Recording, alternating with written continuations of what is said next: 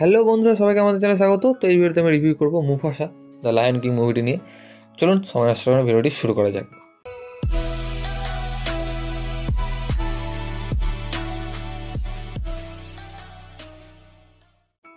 তো আমরা সবাই জানি যে এই মুভিটির আগের একটি পার্ট রয়েছে দ্য লায়ন কিং, যেখানে সিম্বার গল্প বলা হয়েছে। বাট এই মুভিতে আমরা জানতে পারবো সিম্বার বাবার গল্প, অর্থাৎ মুফাসার গল্প। মুফাসা কী করে লায়ন কিং হয়েছিল সেই গল্প।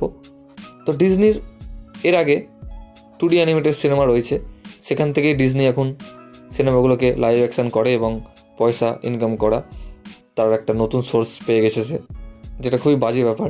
ডিজনি এভাবে পয়সা কামাচ্ছে জানা গল্প আমাদেরকে লাইভ অ্যাকশানে বাজেট দিয়ে বানিয়ে তৈরি করে, এবং বানাবে নাও কেন, কারণ লোক সেটা দেখতে যাচ্ছে, ভালো লাগছে। বিশেষ করে এখনকার বাচ্চারা, কারণ এই ধরনের সিনেমা তো বাচ্চাদের ফেভারিট হয়। তা বলে বড়রা দেখে না তাই নয়, বড়রাও দেখে। তো যদি এই সিনেমাটির কথায় আসি, এই সিনেমাটি ডাইরেক্ট করেছেন ব্যারি জেনকিন্স, এবং সিনেমাটি দ্য লায়ন কিংয়ের মতো হয়নি, তবে ঠিকঠাক হয়েছে, আপনাদের একবার মজা দেবে। এবং ঠিক আগের মুভির মতো এই সিনেমার হিন্দি ডাব করেছে আমাদের কিং খান শাহরুখ খান, অর্থাৎ মুফাসার গলাটি দিয়েছেন তিনি, এবং তার ছেলেও রয়েছে আরিয়ান খান, এবং তার ছোট ছেলেও রয়েছে অর্থাৎ আব্রাহাম, অর্থাৎ গোটা ফ্যামিলি এই সিনেমার হিন্দি ডাব করেছেন।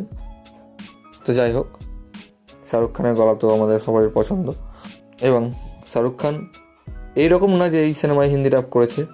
শাহরুখ খান এর আগেও অ্যানিমেশন সিনেমায় হিন্দি ডাব করেছেন, সেটি হলো ইনক্রেডিবলসেও তিনি হিন্দি ডাব করেছেন। তো চলে আসে সিনেমাটিতে। এই সিনেমায় যে ভিজুয়ালস রয়েছে, তো ভিজুয়ালস নিয়ে কোনো কথা হবে না, কারণ ডিজনির প্রচুর পয়সা, ডিজনি সিনেমা তৈরি করতে কোনো খামতি রাখে না। ভিজুয়ালস বেশ ভালো, কিন্তু ভিজুয়ালসগুলো লায়ন কিংয়ের মতো হয়নি। কিছু কিছু জায়গায় আমার মনে হচ্ছিল যে না, সিজিআইগুলো একটু কমজোরি রয়েছে, হয়তো তাড়াহুড়ো করে বানিয়ে ফেলেছে।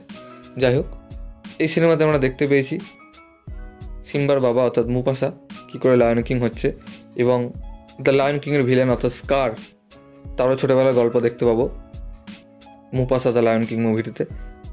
মুফাসা এবং স্কার কী করে তারা বন্ধু হয় এবং পরবর্তীতে তারা কী করে শত্রু হয়, তারই গল্প আমরা এই মুভিতে দেখতে পেয়েছি। তো সত্যি কথা বলতে, স্কারকে দেখে আপনার যেমন রাগ উঠেছে দ্য লায়ন কিং সিনেমায়, বাট এই মুফাসা মুভি দেখলে স্কারের ওপর আপনার একটু মায়াও জাগবে। তো যাই হোক, প্রতিটা ভিলেনেরই কিছু একটা ইমোশনাল পাস্ট থাকে, স্কারেরও রয়েছে। তো সিনেমাটা আপনারা দেখুন, একবার হলেও আপনারা মজা পাবেন। আহামরি হেভি সিনেমা সেটা বলবো না, ওভারঅল এটি ঠিকঠাক মুভি, আর বাচ্চাদের তো ভালো লাগবেই। এই মুভিটি ডিজনি প্লাস হটস্টারে রয়েছে, আপনারা চাইলে দেখতে পারেন।